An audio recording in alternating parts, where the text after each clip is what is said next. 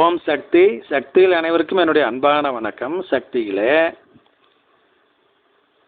ஏற்கனவே சொன்ன இல்லைங்களா, தஞ்சாவூர் சுற்றுப்பயணத்தில் சனீஸ்வரனை காமிச்சு இவரை விட இவர்கள் வலிமையானவர்கள் அப்படின்னு செவ்வாழை தொண்டரில் பார்த்து அம்மா சொன்னாங்கன்னு சொல்லி, அதற்கு இன்னொரு ஆதாரம் இருக்குது சக்தியில். எப்படின்னாங்க, எனக்கு தெரிந்த ஒரு பக்தர் தொண்டர், அவர் இப்போ நாகப்பட்டினத்தில் இருக்கிறாருங்க. தீர விசாரிச்சவனால தெரிஞ்சது நாகப்பட்டினத்தில் இருக்கிறாருன்னு. அவருடைய முகவரி மட்டும் சரியாக தெரியலிங்க. அவர் பார்த்துருக்காரு, பேசியிருக்காருங்க. நம்ம தொண்டர் ஒருத்தர் வந்து சொன்னாருங்க.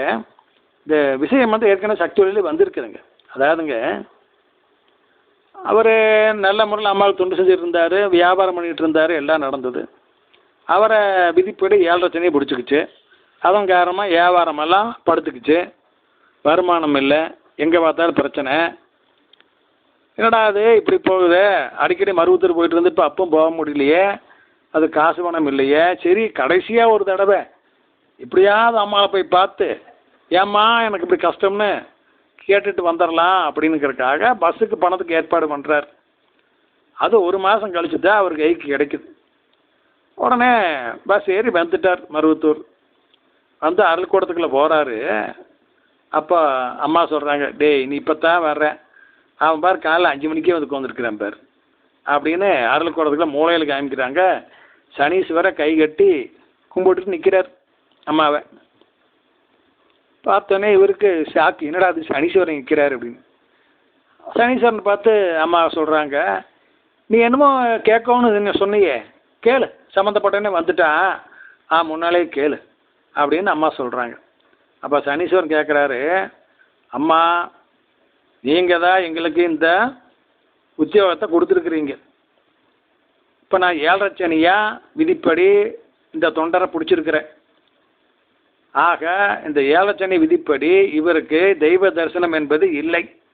அதிலும் உங்களுடைய தரிசனம் என்பது கடுகளவும் கிடையாது. ஆனால் இவர் இப்போ உங்கள் முன்னால் நின்று உங்கள் பாதத்தை தொட்டு கும்பிட்றாரு, பாதத்தை பண்ணுறாரு. இந்த நிலையில் நான் வந்து இவர் என்ன செய்ய முடியும்? எதுவும் செய்ய முடியாது.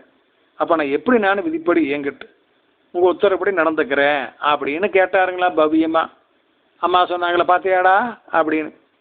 உடனே நம்ம தொண்டர் என்ன சொன்னாரா, அம்மா நான் உங்களை தான் தரிசனம் பண்ண வந்தேன், ஆனால் நீங்கள் சனீஸ்வரனை ஜெயித்து காமிச்சிட்டீங்க, எனக்கு இது போதுமம்மா, நான் வேறு உங்களை ஒன்றும் கேட்கலையுமான்னு நெடு கால் வந்து கும்பிட்டு போட்டு வெளியே போயிட்டாருங்களா.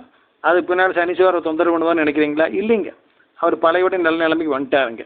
இப்படிங்க தொண்டன் வந்து கிரகங்களை காட்டிலும் மிக வலிமையானவன் அப்படிங்கிறதுக்கு இதெல்லாம் ஒரு உதாரணம். பெரிய இடத்தால் மேலே ஒரு விஷயம் கை வச்சிட முடியாதுன்னு அவங்களுக்கு கொஞ்சம் பயப்படுவாங்க. அந்த அளவுக்கு நம்ம தொண்டும் பக்தியும் உறுதியாக இருக்கணும். சக்திகளை தொடர்ந்து தொண்டு செய்ய வேண்டும். தொண்டில் வந்து இடைவெளியே விடக்கூடாது. தொண்டில் துண்டு விழுந்ததுன்னா வாழ்க்கையிலையும் துண்டு விழுந்துடும். அதனால் இடைவெளி விடாமல் தொண்டு செய்யணும், பலன் கருதாமல் தொண்டு செய்யணும். சக்திகளே, ஓம் சக்தி.